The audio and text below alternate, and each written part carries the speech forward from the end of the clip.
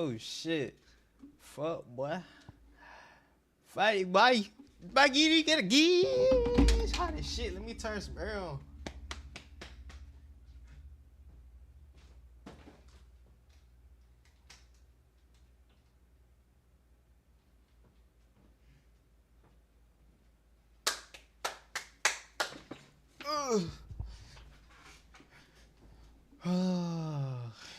Bro.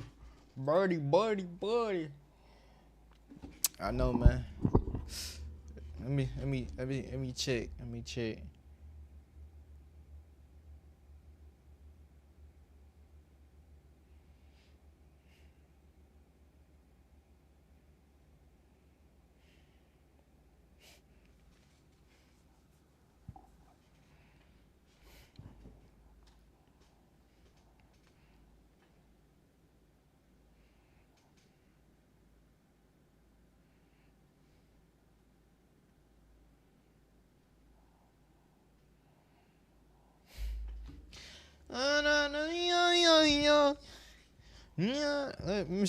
Let me see how my fucking voice, my voice is, cause it's been, it feel like it's been months.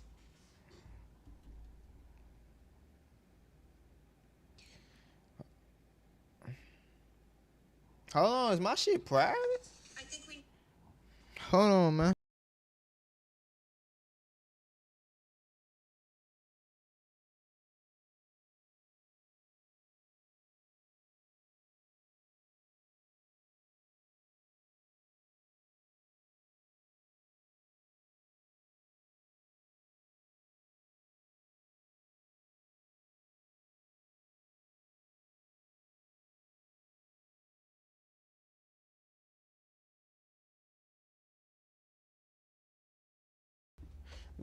We in business, man. Let's see. Survived like our ancestors. 5 days. That boy got the bow and arrow. What that's made out of rope and trees and shit. Oh!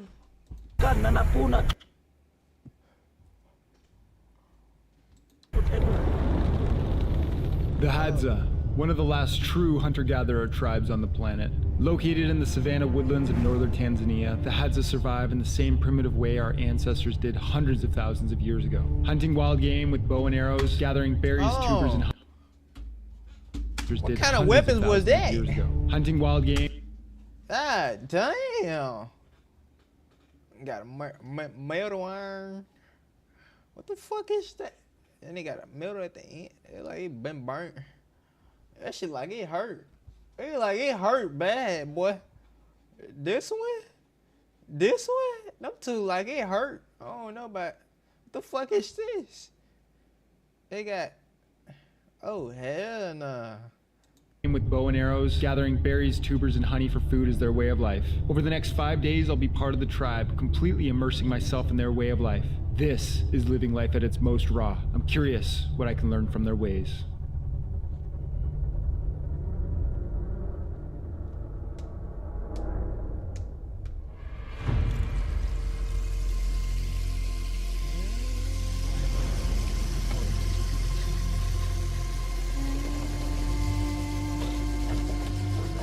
God damn. God damn, boy, them boys starving.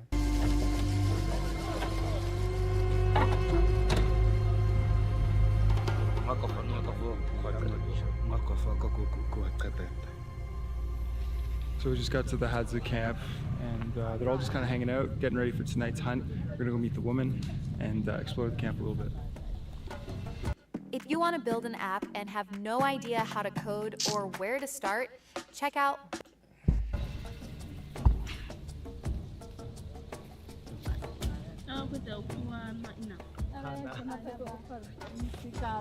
So currently the women are preparing part of the pig that the Hadza hunted last night. It's going to be hung dried in the sun for preservation and it'll last about a month. The men over here are cutting up the meat in a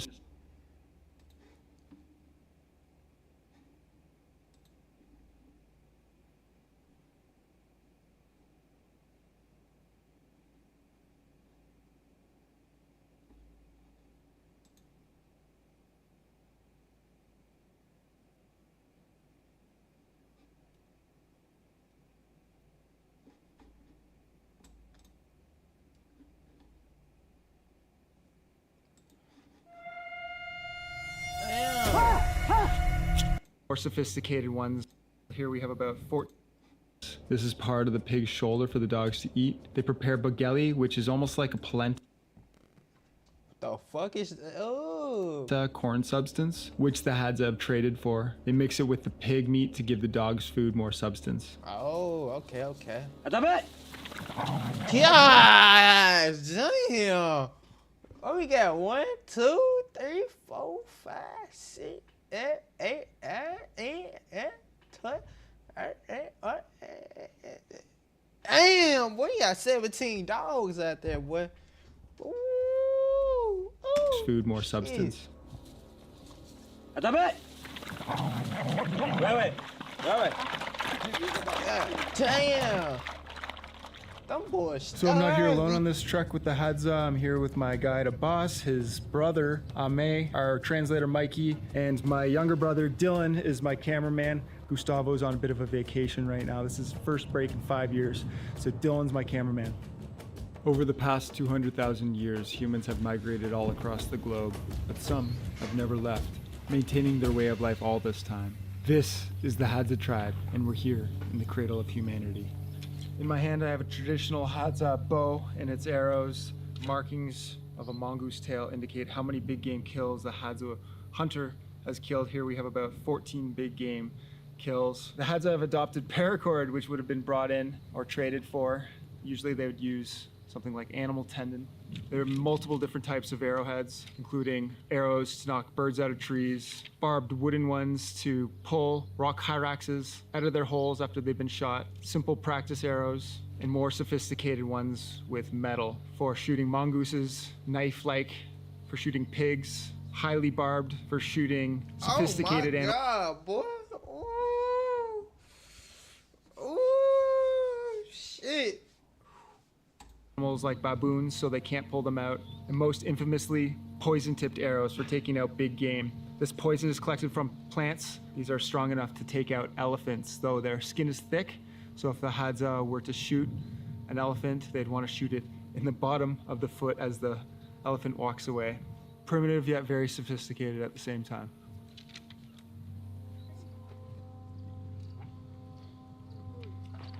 We eat some of the meat harvested from a previous night's hunt. Oh, that meat look good, boy. Damn. As we prepare to go for an evening hunt with the younger Hadzabi. That shit look good.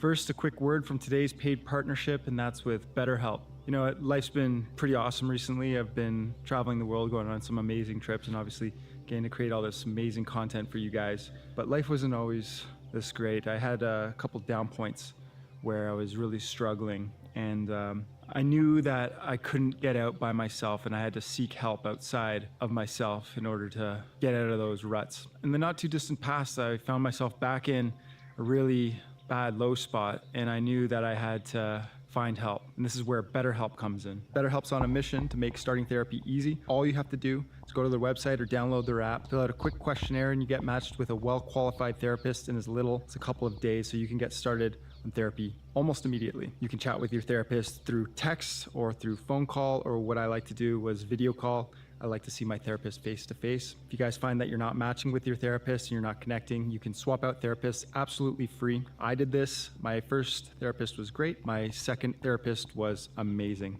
We matched really well. And I worked with them for a number of months, and I found amazing results. If you use the link down below or you use code Budnick at checkout, you get 10% off your first month of therapy. Also, if you use that link, it lets BetterHelp know that this was a successful segment, and it really helps out the channel. Thanks guys for watching. Let's get back to the Hadza.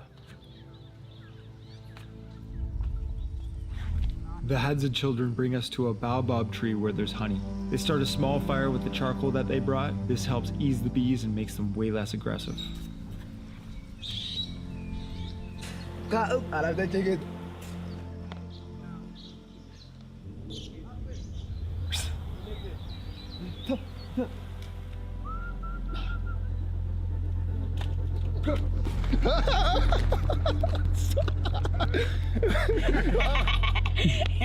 Man, what happened? Small fire with the charcoal that they brought. This helps ease the bees and makes them way less aggressive. I like that chicken.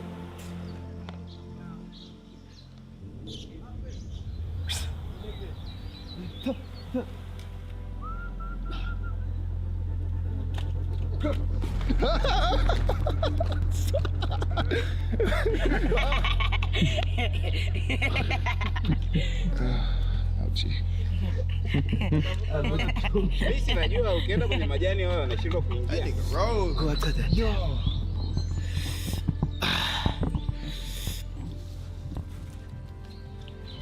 Oh my god. Wow. Wow. There's like bees in it and everything. Was it worth it? Yeah, it was worth it. Maybe not for him, but for us, I only got stung 3 times. Ba ala koko ba osepa ane ba in ba dukun okun enen kuakateta. Damn, I want some, nigga. I want some. That shit look good. Shit. Koko. All that honey that the young boys collected is packed full of a ton of nutrients, which will help them stay strong on their upcoming hunt. Ngonge da kuku bena tupi kuku. Chene kuku. Beme kwa. Mama tu. Do you know where it is? Whoa, we got it. You ya ko ko.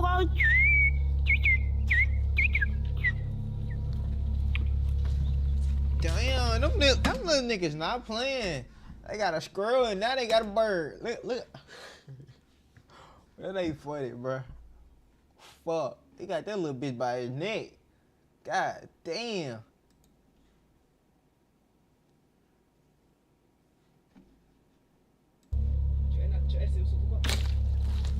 Apa koko. Iya koko atona na baka kutana. Chene koko kama sa epitibiti le kari ako kwa.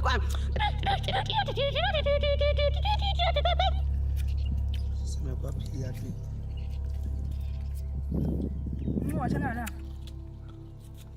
Hey, kwa cook. Ale chocolate.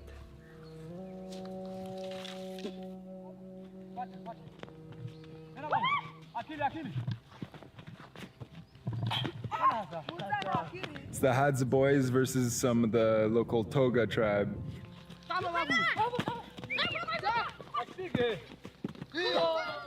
It's like cloth and a little bit of, oh, it's hard as heck. Nah, them boys creative. They creative. The Hadza love marijuana and tobacco, and they often trade for it.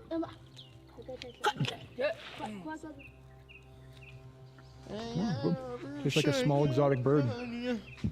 The Hadza are well fed, but that still doesn't keep them from going out tomorrow. We're waking up bright and early for the morning hunt. Excited to see what's in store.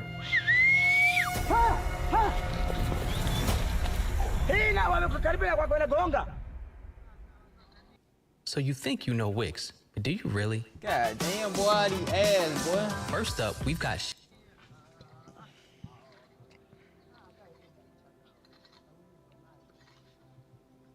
While we'll be trying a lot of the Hadza foods that they hunt throughout our time here, we don't want to be eating up all their food, so we brought our own lamb that we bought from a Maasai village yesterday when we were visiting them. They actually freshly dispatched it, and I drank some of the blood, and Dylan and I ate the kidney and the liver, which was pretty unique.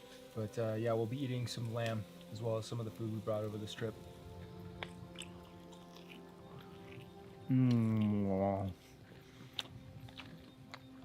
Almost as good as the lamb kidney from yesterday.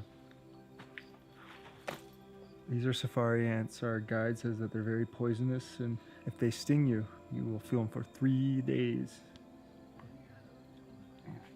So the Hadza sleep right on the ground, right out in the open all the time. So we're gonna be doing the same underneath this baobab tree, though we're doing it with a little bit of added comfort that this little mattress here should be good. Anyways, that's it for us tonight. See you guys for tomorrow's hunt. Good night.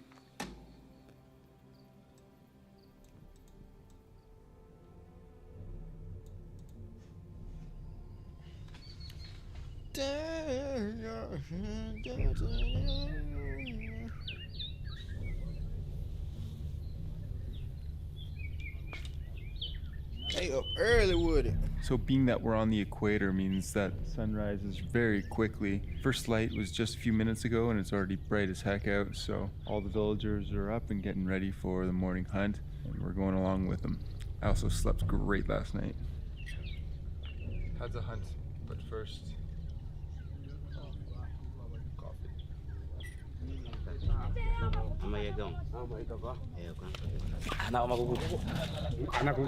You can see what they're hunting for by their arrowheads, and it looks like a wide variety of things, including hopefully big game. They have the poison tips out and the bigger broadheads, so no baboon tips, but almost everything else.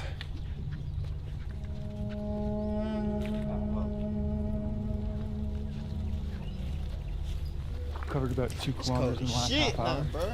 Seems like there's some tracks that they're following. The Hadza have come across some pig tracks that appear to be from last night. The pigs feed at night and rest during the day, meaning the tracks hopefully lead us to where they're bedded down.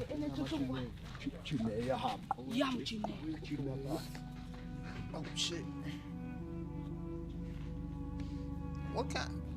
Was that a watermelon?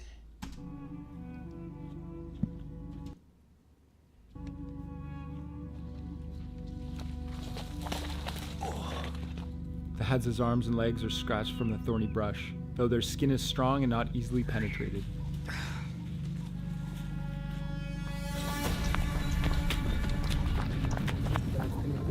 Them boys gone. What is that?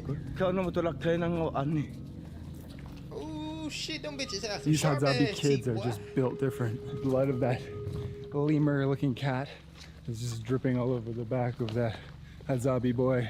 That's just badass. The Hadza use a series of whistles to signal to one another.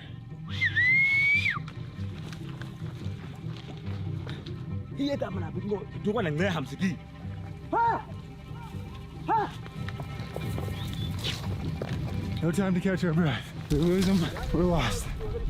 We've been going now for almost 3 hours, covered just about 9 kilometers with 0 stops. The Hadza seem to have lost the trail. The tribe leader's pretty angry as they had that pig cornered. The Hadza seem to have changed their focus to smaller game for now. A little squirrel's been spotted in the tree above.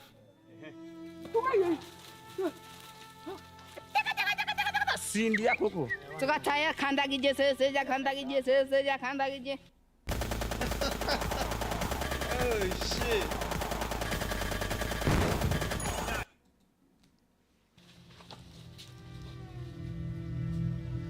So the morning hunt seems to be waning. We're gonna start heading back. It's been 4 hours and 13.25 kilometers of brush. Absolutely brutal.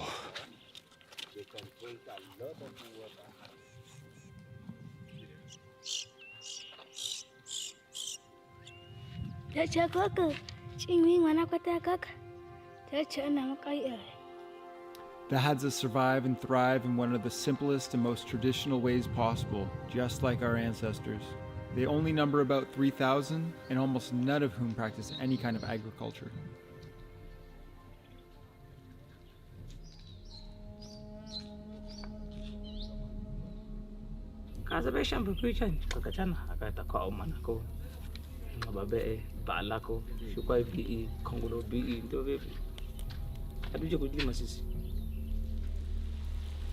Yeah, hey. I sure about the eggs. What the fuck do they do when it rain and storm? But here you go, right here. Oh, hello. I've done a few survival videos where I spend a week in the wilderness in a makeshift shelter. These guys do this 24 hours a day, 7 days a week, 365 days a year. So impressive. They just are like a cut above anything that I could ever do.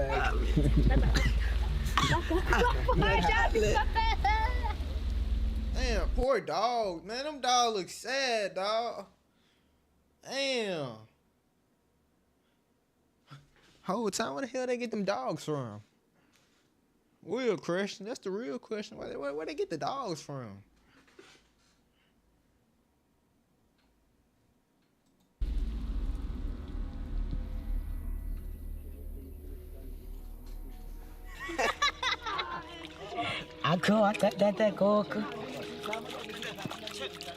This is where we were sleeping, but 20 minutes earlier. Those rains, they come in hot. Oh, it's a puddle of water. We're at the end of the rainy season, so that rain was expected. The benefit of that, although it was cold and uncomfortable, the ground is completely muddy now, so tracking the pig tomorrow will be a lot easier. So getting out first thing in the morning, trying our luck once again.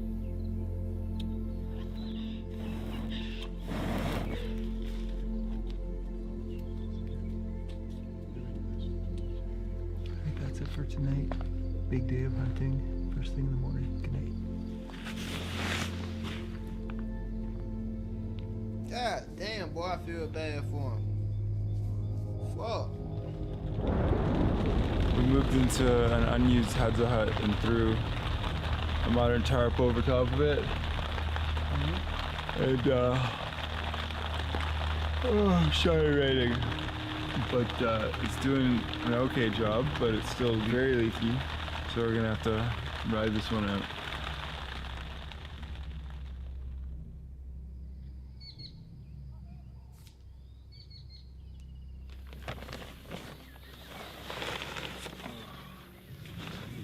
That was a rough night's sleep.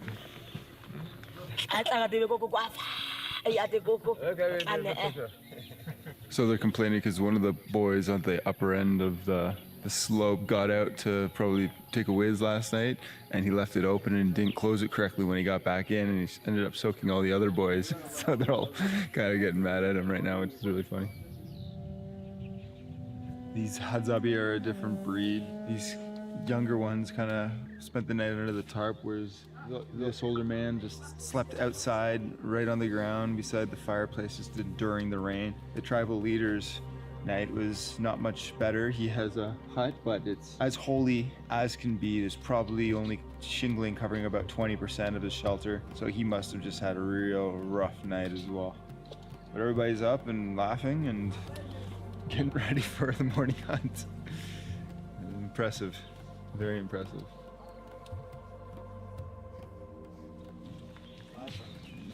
And like clockwork. Damn, what happened to that dog?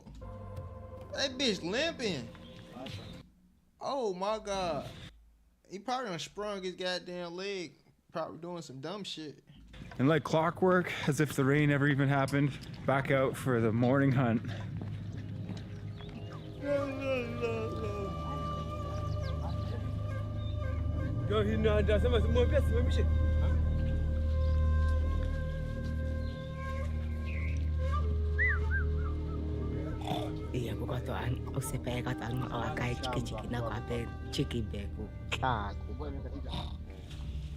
So the Hadza are following two pairs of pig tracks. The first pair happened after the rain last night. The other pair happened during the rain. It's really interesting that they can tell exactly when the pig came through here. All I see is mud.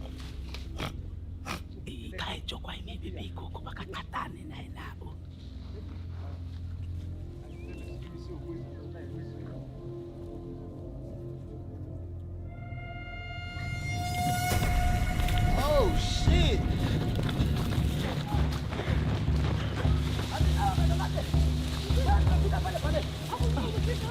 The Hadza found out where the pig was bedded down, and then they bumped it, and we all went running. Hopefully the dogs are on it.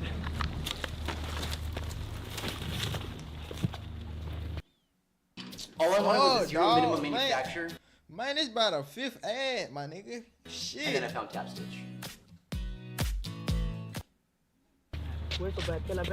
I'm surprised this is the first time I've seen the Hadza sitting on a hunt, but I guess it's been an hour and 50 minutes and we've done 7.3 kilometers. That's way faster than yesterday.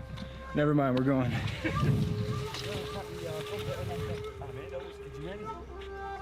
A lot of thorns out here.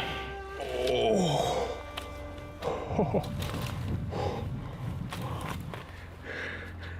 shit. All of a sudden, you're just caught in a bunch of thorns. Yeah. Caught in a bunch of thorns.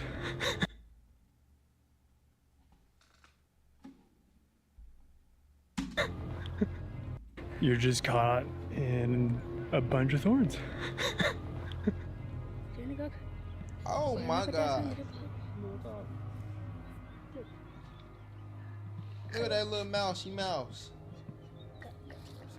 Just past 12 kilometers of hiking today, just over 3 hours and 15 minutes.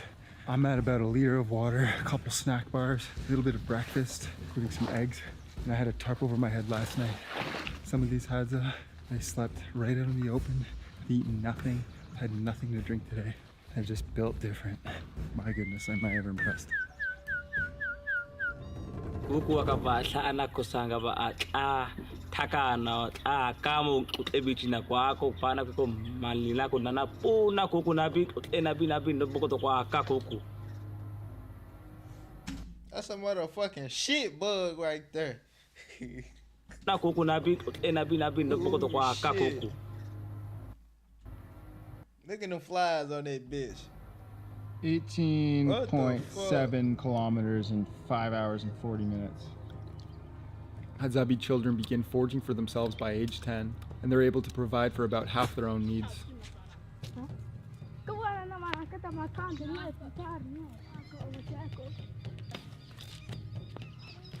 Hey, Coco. Oh wow.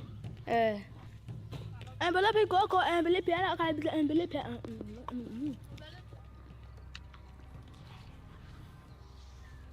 Yeah,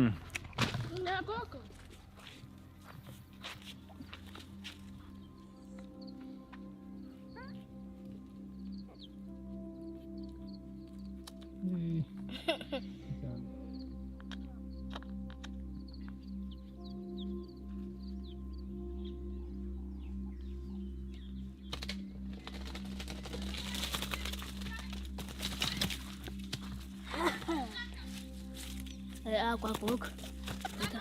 Recently, I was fishing with some local kids on an island in the Pacific Ocean, and the kids would bite the heads of the fish to put them out of their misery. That's all. Kids on an island.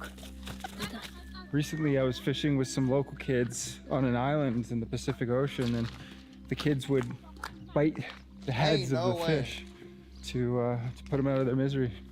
That's also universal.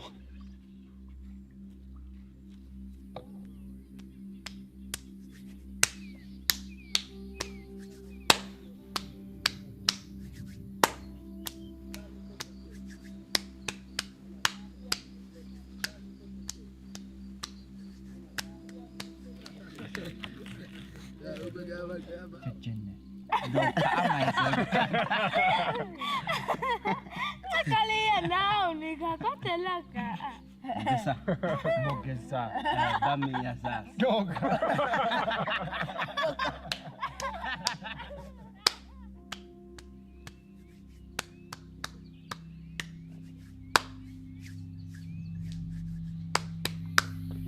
As morning light is cast upon the Hadzabe village, the Hadza awake and prepare for the final hunt of our trip.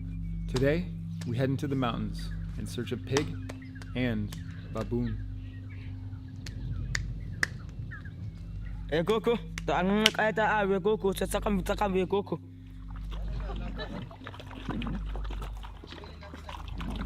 Sasaki ya kuku amana atone na uku achete. Ukwa na kwete Why? Atone na tsitsi. Osepa ko ba dun ako kakupiling ko jale mo kabibepe ko ali beya ko. There's an interesting symbiotic relationship between the tribes here. The Toga and the Iraqi are agricultural tribes and they grow crops, but unfortunately they have a problem, and that's their farm fields are disrupted by wild pigs. Here in Tanzania, it's illegal for the Toga and Iraqi and actually most tribes to hunt, but the Hadza are allowed to hunt anything they want. So the Toga and the Iraqi rely on the Hadza to hunt the pigs that disrupt the farms, and in return, the Hadza are allowed free reign of the neighboring tribes' farm fields to hunt.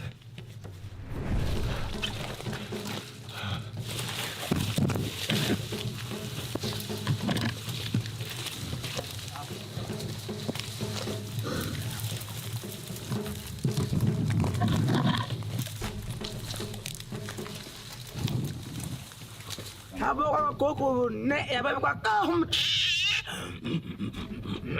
Boko wako gogo gogo akwa eku atade gogo. Ngaka fo tsena kwa atade gogo.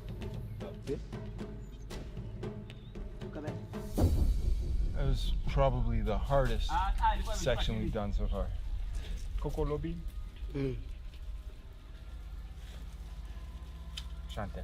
What I think it is like we're keeping up with them pretty well, but I think for them they don't focus on the discomfort and we're more prone to. Do you need a free and easy way to capture your gameplay? Introducing Outplayed. Record anything on your PC. Highlight reels, let's play to doing that.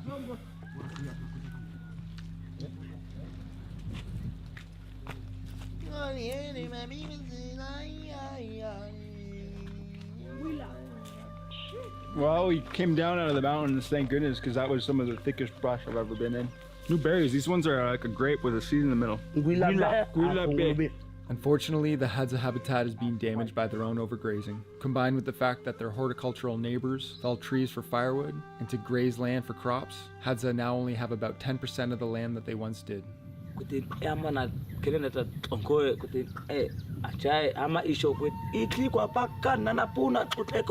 Ukuwa atoa atazama na takeshe amae wala akatama tatlaika uku ama isho ukuwa ama isho achekabi osowami kuku darutebi atoka bi osowami ekaina ama isho bawa. Ask him if he's ever tried maple syrup. This comes from a tree in Canada where we're from. What is it? It's maple syrup. Anasema ni tamu kama asali. Oh, bala. It's a honey. Asali. Akuti yabami. Ape. Yeah. Lube ya. Lube ya kuku ya kuku kwata. Bala. Bala one. Lindunda tua. Aya. Ise mengu. Suba kwani. Chita. Chata wile so. Koko. Ama bebe na. Koko. Tata ni kwata ona. Aena. One Ona kai kana. Ala bala yaji. one amo ba me. So chine. Pagawa ni ka.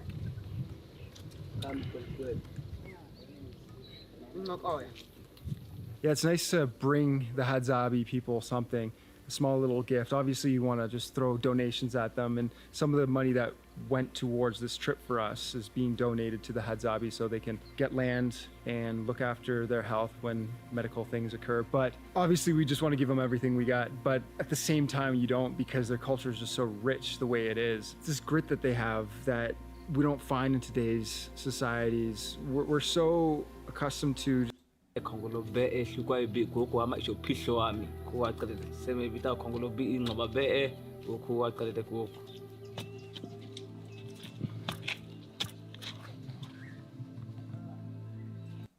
Cannibalism has been around for millenniums, but there's still one island where it is practiced to this day.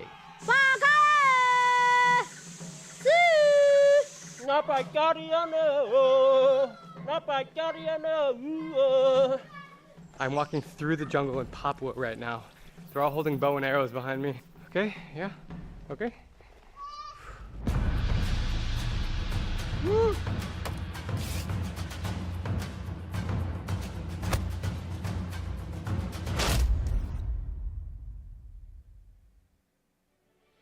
Traveling to Papua Island in many ways is the pinnacle of exploration. This remote Melanesian island is larger than Texas and is the most diverse place on Earth with 300 Hold on, man. That woman was beautiful. Go back.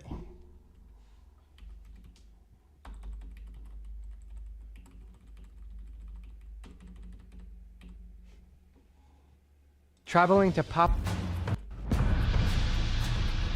Woo.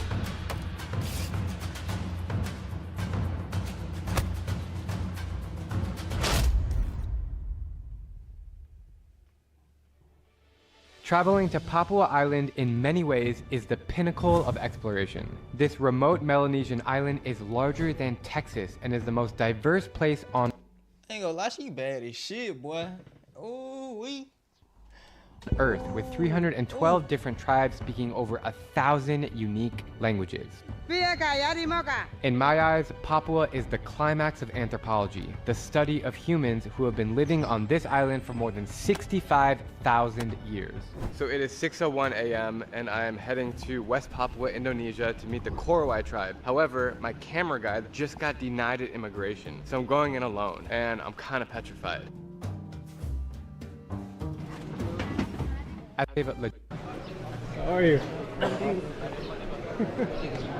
You okay? Yeah. This is Otis, a friend of a friend of a friend who is from Jayapura. He immediately breaks the bad news that we failed to get a licensed tour guide to take us to the tribe because it's too dangerous.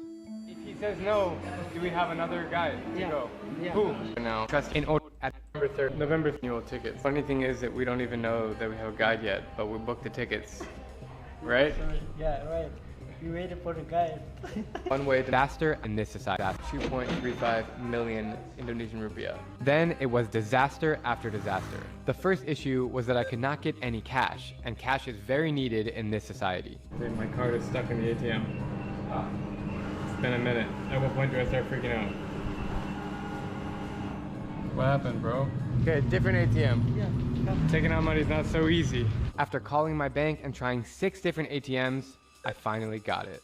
Then I found out that I still need to get a special permit from the police station to be able to fly down south to visit the tribe. So we went to the police station. Otis, do you think we will get the permit? Yeah. You think so? Yeah. We successfully got the permit. Thanks to Otis, he took me to the police headquarters and we waited and we got it. We don't have a guide yet. Don't be worried about guide. I can find it. It is Papua. I hope so, man. We got a voice note from a potential guide just now.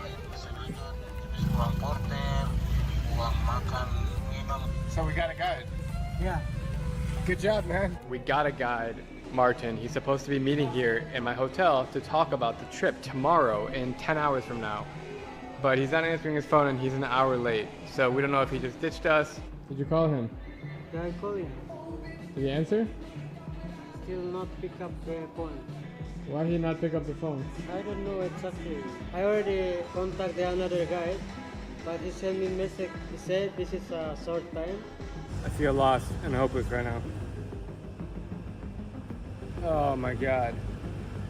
You made it, bro. Martin. Dude, you're here. Man, are you okay? Martin finally showed up at my hotel and we hashed out all the details for the itinerary, the price, and what to expect. We finished our meeting at 2 a.m. and our flight into the jungle was at 7 a.m. the next morning. If you want to hear more stories about this logistical nightmare, then see the video I just posted on my second channel. There's a massive storm happening outside. Storming out here. I really hope this rain doesn't continue tomorrow, otherwise I'm This is the calm before the storm. See you guys when I wake up. All right. Morning. Let's do this. Hey, bro. Are you ready? Checking in for our flight and the anxiety settling in. Otis can't find his ticket. Otis. Okay. Otis. You're killing me, man. We jumped on a small propeller plane that was so hot inside, you could see the sweat dripping off Martin's face. No words were exchanged on the flight, and I was so nervous. There I was, sitting on a plane with 3 strangers and had no idea where I was going. We made it! Woo! We hitchhiked a ride on the back of a truck and headed 45 minutes away to the very end of the dirt road. We have just arrived, and now we walk through the forest. Somehow we're gonna carry all this stuff with us. Not sure how. These guys asked us what we're doing and they offered to help take our bags in because they know where the tribe is. We have food for them and everything. Okay, we walk. Dude, we are really about to walk straight through the forest. Look at this. Oh my God. Why do they have tall tree house? Sometimes cannibals, they call Momona or Korowai. Cannibals? Yes. So they have to be in my tree house. And they hide house.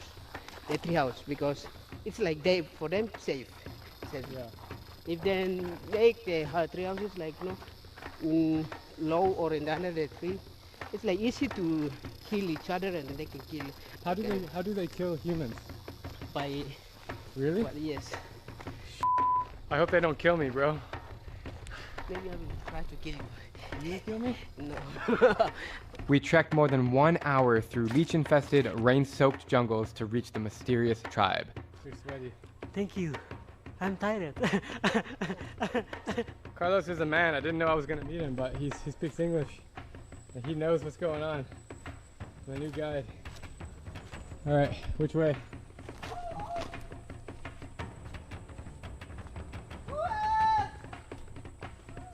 Is that them? Is that them? Yes. Really? What does that mean? It's a mean. Okay, we are coming. That's a giving a symbol of the.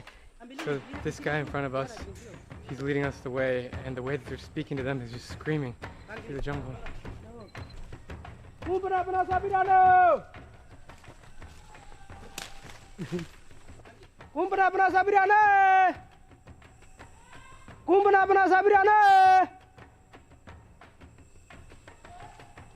I think we're getting close, man. They're talking back. Yeah. That moment of first contact is something I'll never forget. Woo! Woo! Woo! Woo! Woo! Woo! Oh man. Oh. There they go. Oh. There they go. Hello. Whoa. Focus, focus. Shit.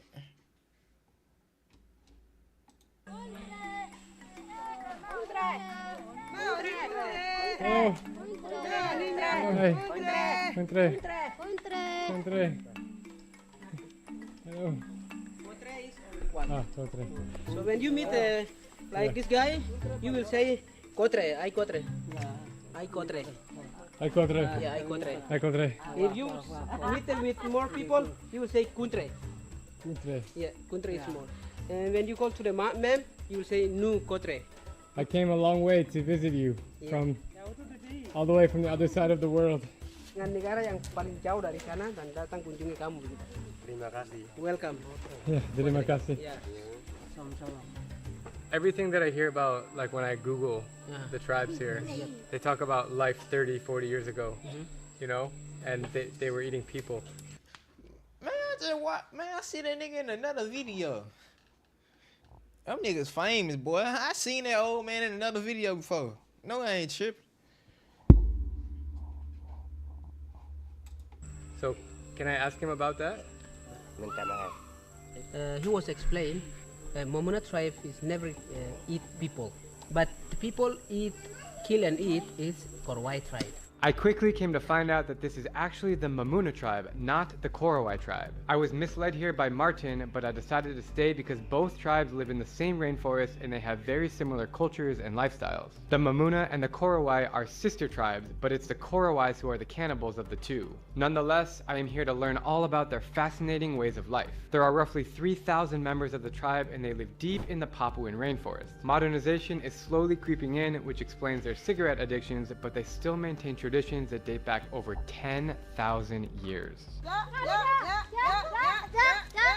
The first time this tribe laid eyes on a foreign human was just 35 years ago. Traditionally, the Mamuna live in tall, stilted tree houses scattered throughout the jungle to protect themselves from floods and animals. Also, to disrupt other clans from capturing its members for cannibalistic needs. Right away, upon first interaction, I am thrown into a scene of the Mamuna preparing sago, a starch that is extracted from tropical palm trees only found here in the Papuan jungle. It is their primary source of nutrition.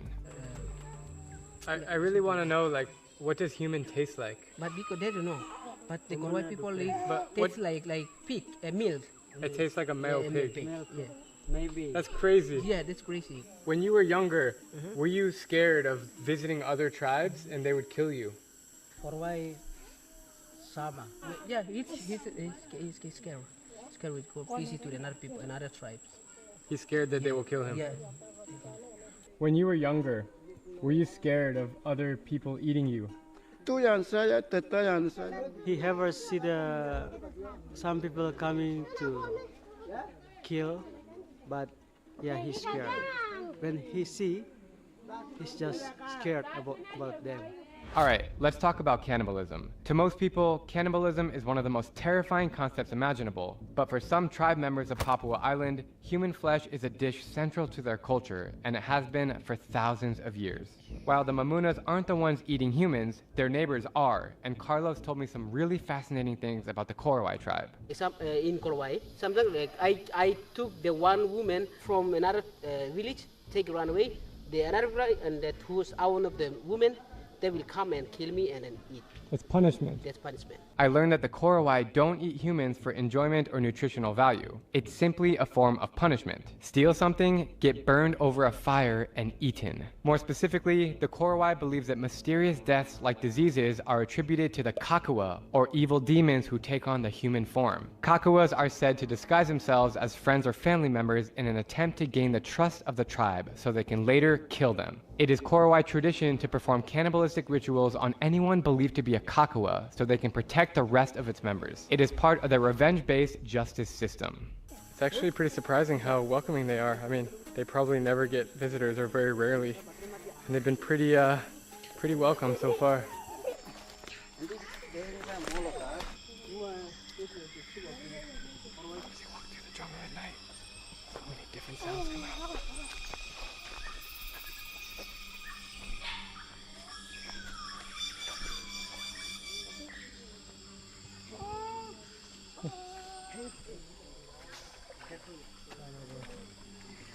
This water is like 3 feet deep. If I fall, I'm right now.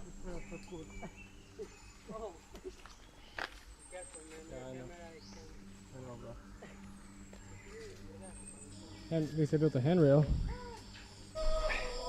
When they walk back, they sing through the forest.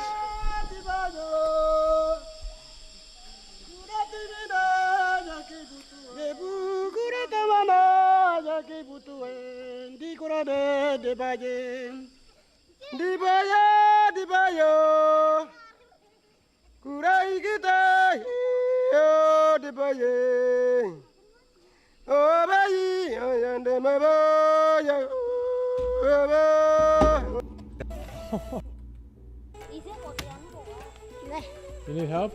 Me? Alright, I'm gonna help him finish it off. Damn! Holy sh**. Man, if you grow up in the jungle, you get strong pretty quickly. Handling that axe at a young age. It's crazy how much they get from trees. The food, the shelter, beds, everything comes from the tree. So this is campsite where they all hang out. They've invited us to stay here. Travel tip, always bring a head flashlight with you or a headlamp.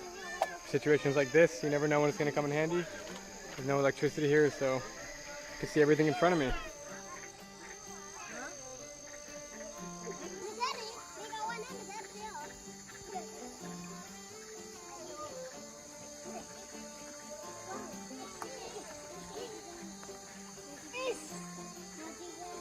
We had brought with us a lot of food for the tribe and offered to cook stir fry and rice for everyone at night. Home cooked food, rice, vegetables, chicken, onions. This is crazy. My stomach is so hungry right now. I done ate them motherfucking 4 burgers. I'm tired in a bitch.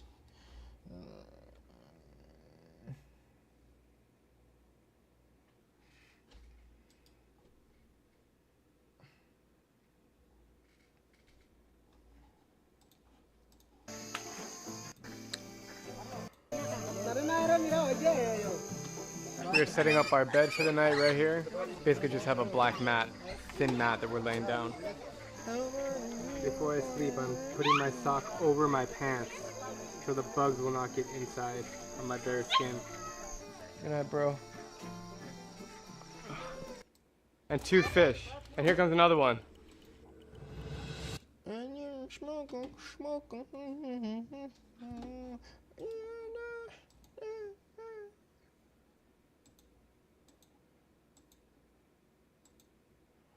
I'm about to get up on that ass right now. Down. And you smoking.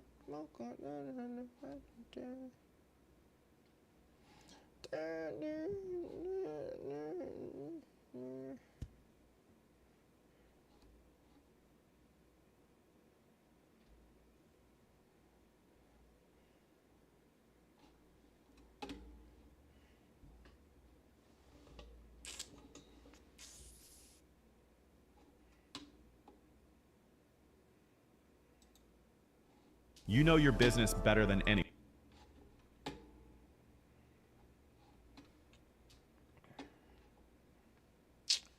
Let me see.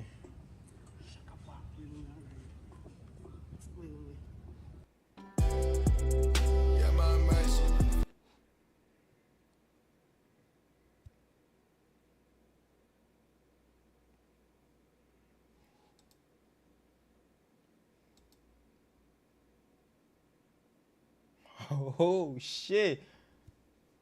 Oh shit.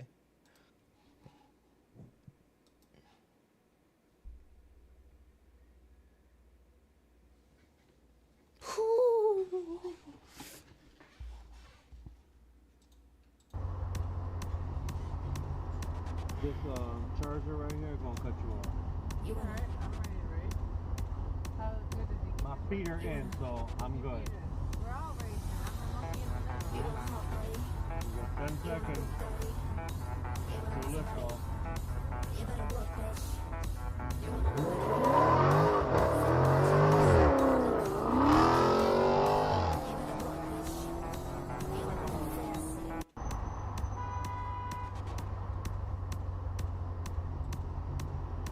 This charger right here is gonna cut you off. You hurt? I'm ready, right? How good is it? My feet are in, so. Here you go, yeah. I did that, right? You went like this. You talking about... Oh shit, they go 12.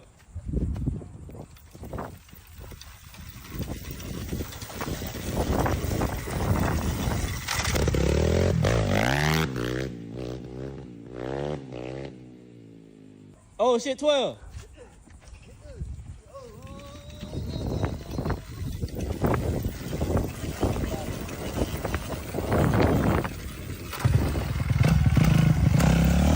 That nigga would have been got tackled. For real.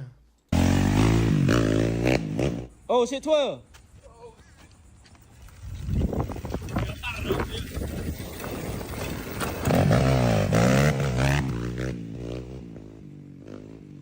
Oh shit, 12. Yeah, you done for, boy.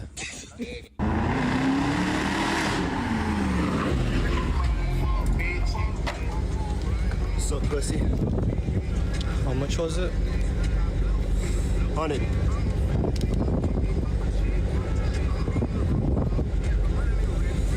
Later.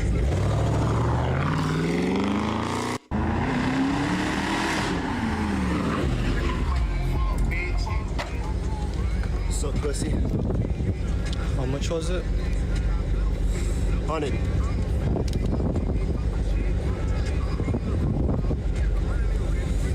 Thanks to PlayStation for...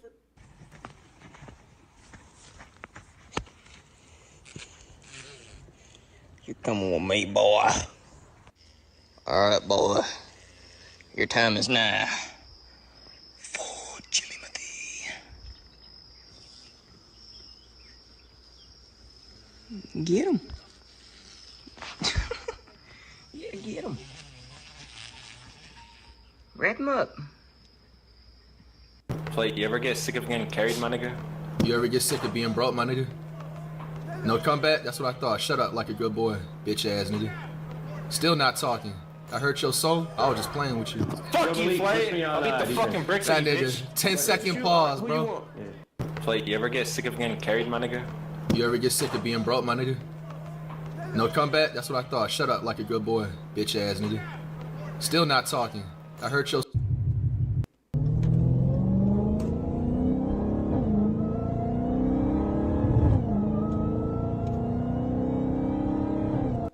Boom, right there. Oh shit.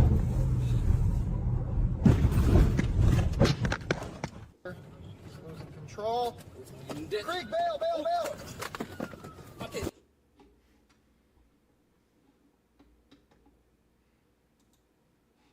Listen up, football fans. You won't want to miss this. Right now, new Bet365 customers bet $5 and get $300 in bonus.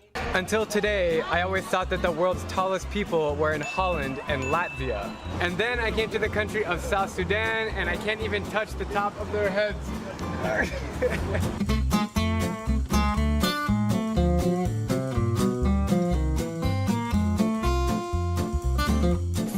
Sudan, as you can see, is a land of the tall and dark. That's the first thing you're gonna see when you first come to South Sudan. And I love it. I love my height, and being here makes me love it and makes me embrace who I am and how tall I am. So your friends and family the same height as you, the girls? I'm actually short, believe me. But my brothers are way taller than me. Okay, so just for reference, you filming? She's the shortest one, and look at this. Like, you're like 5 inches taller than me. I'm the tallest one in my family. No! Yeah. The majority of the country's 13 million people belong to the Dinka tribe, who inhabit the banks of the Nile and have some of the most stunning physical features you'll ever see. They're extremely slim and tall, almost all of them, with both men and women averaging well over 6 feet tall. I feel like I'm an NBA locker room right now. My neck hurts from looking up at the sky all day long. I'm 5'7", so you're almost 2 feet taller than me. Yeah, I'm 225 centimeters. 225 centimeters tall? What's it like being so tall? Well, it's advantageous, especially when there's a crowd. You don't bother. Awesome. And how old are you guys? Yeah, I'm 20. 20? Yeah, I'm 19. What is it like being so tall? I mean, They're very happy to be tall. they're happy to be tall. Yes. In fact, the tallest NBA player in history is a guy named Manute Bol, standing at 7 feet 7 inches. And can you guess where he's from? South Sudan. We're at a basketball game in Juba, South Sudan. They're freaking tall. Yeah. The basketball court of the rim is like 12 feet, so you have to jump. Oh, 12 feet.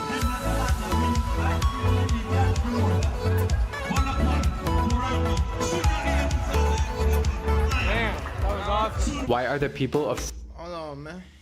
You gotta do something.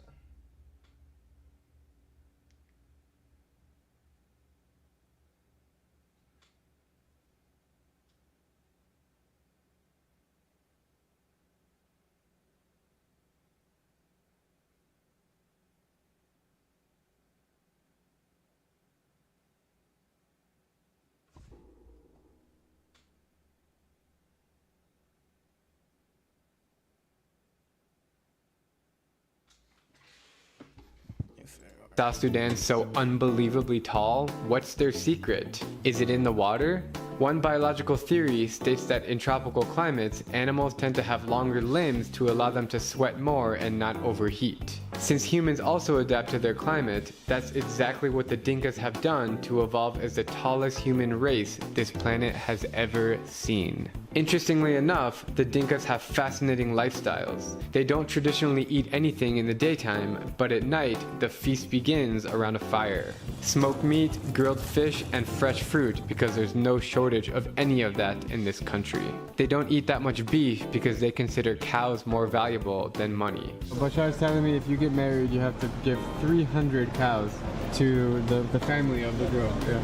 The Dinkas are very friendly and I've never felt unwelcomed at any time. But we hope things will be good. Maybe next time when you will be coming, you will have a good record. And I'm also giving you hope that when next time when you come, you will also have maybe our situation is good and things will be good. Inshallah. And thank you so much. We also welcome you again to come and visit us because we like your experience so much.